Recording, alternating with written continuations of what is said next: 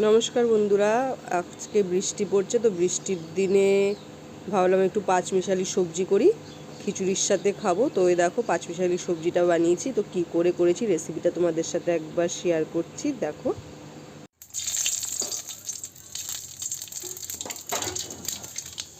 সবজিগুলো সব দিয়ে দিলাম,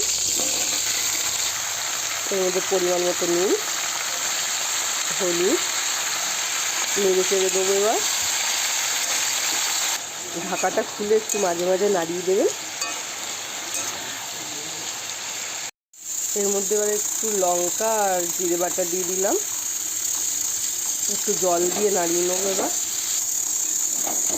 সবজিগুলো সেদ্ধ হয়ে গেছে, আর একটু সেদ্ধ হবে। এবার এর মধ্যে একটু ভাজা বাদাম দিয়ে দেবো। পাঁচমিশালি সবজিতে একটু বাদাম ভাজা দিলে খেতে ভালোই লাগে। তোমরা বাড়িতে অবশ্যই ট্রাই করো এইভাবে।